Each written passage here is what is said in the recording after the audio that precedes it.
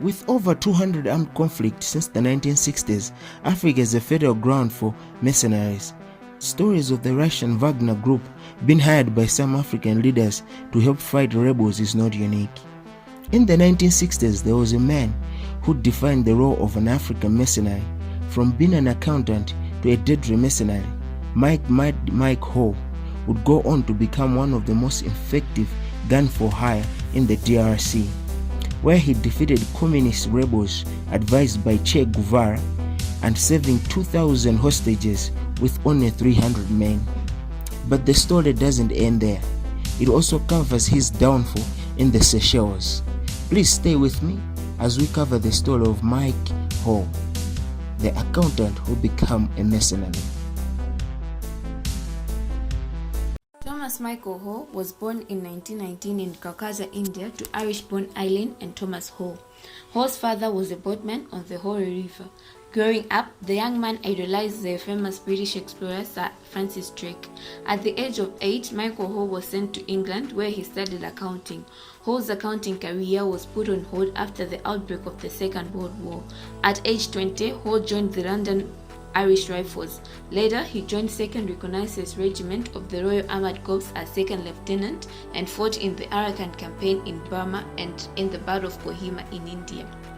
By the end of the war in 1945, Michael Hoare had rose to the rank of Major. After the end of the war, Hoare married Elizabeth Stott in New Delhi, by whom he had 3 children.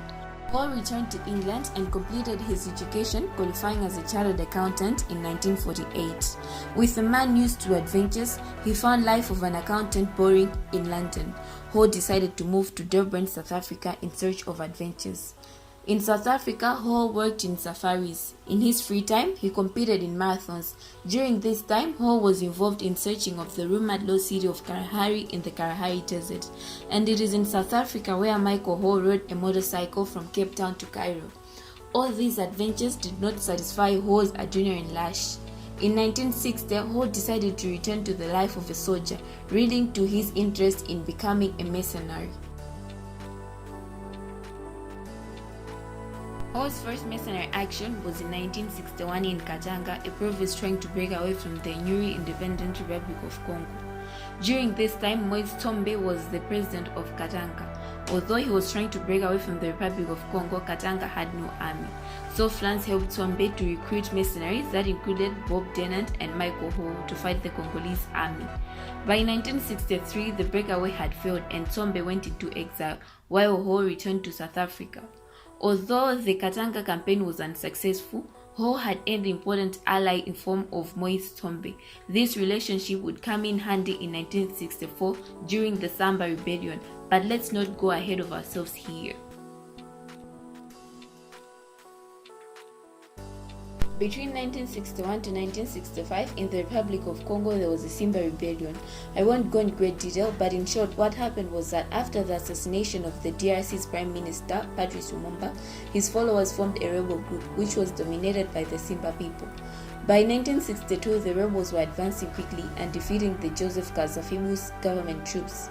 The rebels' political ideology was communism and had support from the Soviet Union, China, and Cuba, while the government side was supported by the US and its allies. In 1963, the USA pressurized Joseph Kasavubu to bring back Moise Tsombe, who was in exile, and to instate him as prime minister to lead the country's war effort. Once Tsombe was the prime minister, he turned to mercenaries who had already fought for him in Katanga to provide professional military force. He did this because Tsombe distrusted General Joseph Désiré Mobutu, the commander of Armée Nationale Congolaise, who had already carried 2 coups, and Tsombe preferred to keep the Congolese army weak even in the face of the Simba rebellion. In 1964, Congolese Prime Minister Moise Tsombe, his employer in Katanga, hired Hoare to lead a military unit called 5 Commando. Hoare wasted no time placing an advert in Johannesburg and Salisbury, modern Harare, Zimbabwe, calling upon physically fit white men capable of marching 20 miles per day, who were fond of combat and were tremendous romantics, to join 5 Commando. Hoare managed to recruit 300 men who were veterans of the Second World War. Hoare was a very strict leader who insisted the men of 5 Commando always be clean-shaven, keep their hair cut short, never swear, and attend church services every Sunday. To the press, Hoare insisted that the 5 Commando were not mercenaries, but rather volunteers who were waging an idealistic struggle against communism in the Congo. Tombe paid the men of 5 Commando a sum of money equal to $1,100 per month. Hoare always argued that he was a romantic who was fighting in the Congo for martial glory, and insisted that for him money was irrelevant. Whatever may have been Hoare's motivation, his men showed rapacious greed in the Congo, being noted for their looting and a tendency to steal equipment from the United Nations forces in the Congo. Reflecting his pride in his Irish heritage, Hoare adopted a flying goose as a symbol for the 5 Commando and called his men the wild geese after the famous Irish soldiers who fought for the Stuarts in exile in 17th and 18th centuries. Hoare was known for coolness and courage under fire, as he believed that the best way to inspire his men, some of whom had wilted under fire, was to lead from the front. He crushed a mutiny in his commando by pistol whipping the leader of the mutiny. Hoare led his men south and then turned north, swiftly moving offensive, supported with aircraft flown by Cuban soldiers. A particular specialty for Hoare was hijacking boats to take up the Congo River, as he set about rescuing hostages from the Simbas. The Simbas were badly disciplined, poorly trained, and often not armed with modern weapons, and for all these reasons, the well-armed, trained, and disciplined 5 Commando had a shattering impact on the Simba rebellion. The British journalist A.J. Venter, who covered the Congo crisis, wrote as Hoare advanced, "The fighting grew progressively more brutal, with few prisoners taken. Hoare's advance was aided by the fact that the roads in the Congo left over from Belgian colonial rule were still usable in 1964-1965. Hoare's men tended to collect the heads of Simbas and stick them to the sides of the jeeps." Later, Hoare and his mercenaries worked in concert with Belgian paratroopers, Cuban exile pilots, and CIA-hired mercenaries, who attempted to save 1,600 civilians, mostly Europeans and missionaries, in Stanleyville, modern-day Kisangani, from the Simba rebels in Operation Dragon Rouge. This operation saved many lives. Hoare and the 5 Commando are estimated to have saved the lives of 2,000 Europeans taken hostage by the Simbas, which made him famous around the world. Many of the hostages had been so badly treated as to barely resemble humans, which added to the fame of Hoare, who was presented in the Western press as a hero. He wrote about Stanleyville under the Simbas. The mayor of Stanleyville, Sylvain Bondekwe, a greatly respected and powerful man, was forced to stand naked before a frenzied crowd of Simbas, while one of them cut out his liver. About Operation Dragon Rouge, he wrote, "Taking Stanleyville was the greatest achievement of the wild geese. There's only so much 300 men can do, but here we were, a part of a great big bush. Clearing the rebels out of Stan was a major victory for our side." Hoare did not stop his men from sacking Stanleyville, as the 5 Commando blew up the vaults of every bank and cleared out the alcohol in every bar in the city.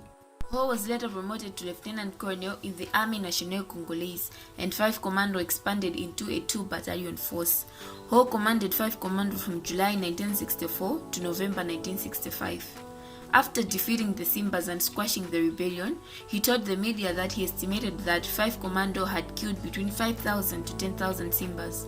The Simbas had been advised by Cuban officers, and one of them was Argentine communist revolutionary Ernesto Che Guevara, which led Hoare to claim that he was the first man to have defeated Che Guevara.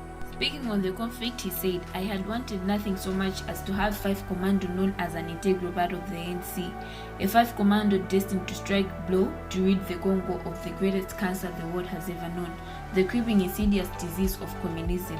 His fervent anti-communist beliefs earned him no fans in many communist nations, with East German radio regularly describing him as that mad blind Hoare.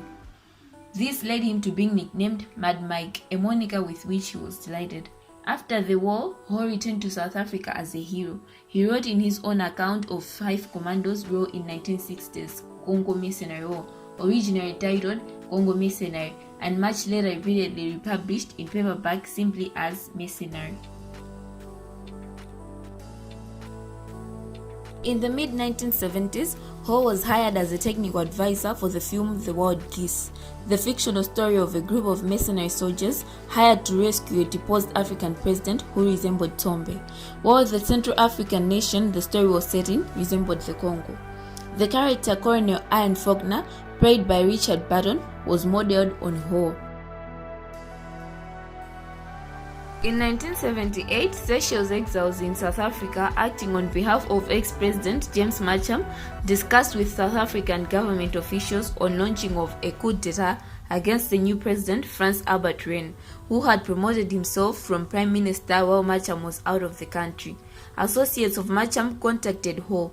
Then at the age of 63, Hoare had retired to Hilton, KwaZulu-Natal in South Africa and should have hung up his boots and gone for good. But he could not resist the prospect of another adventure. Hoare quickly raised a force of about 55 men, including ex-South African Special Forces, former Rhodesian soldiers, and ex-Congo mercenaries. Hoare disguised the mercenaries as a rugby club as a cover to enter the Seychelles easily. On 25 November 1981, a group of 55 mercenaries led by Hoare arrived in the Seychelles at the invitation of exiles in South Africa. The objective was to overthrow Frans Albert Rene, who had recently taken over as president. Disguised as a rugby club on tour, their cover was blown when one of the squad joined the something to declare Coup by mistake, and an AK-47 rifle was discovered by the customs official in his luggage. The officer sounded the alarm. One of Hoare's men pulled his own disassembled AK-47 from the concealed compartment in the luggage, assembled it and loaded it, and shot the escaping customs man before he could reach the other side of the building. The plan for the coup proceeded despite this setback, with one team of Hoare's men attempting to capture barracks. Fighting ensued at the airport, and in the middle of this, an Air Indian jet, Flight 224, landed at the airport, damaging a flap on one of the tracks strewn on the runway. Hoare managed to negotiate a ceasefire before the aircraft and their passengers were caught in the crossfire. After several hours, the mercenaries found themselves in an unfavorable position, where some wanted to depart on the aircraft which needed fuel. Hoare conceded, and the captain of the aircraft allowed them on board after Hoare had found fuel for the aircraft. Hoare asked the captain if he would allow the door to be opened so that they could ditch the weapons over the sea before they returned to South Africa, but the captain laughed at Hoare's out-of-date knowledge on how pressurized aircraft function, telling him it would not be possible at all. Hoare's plans were duped as the package holiday coup were ridiculed in the global press. This was a bitter pill to swallow for a man considered a hero of the Congo crisis. They arrived, the mercenaries were jailed for 6 days. A year later, they were tried for hijacking the Air India plane. Mr. Hoare was sentenced to 20 years, with 10 years suspended. He was released after 33 months.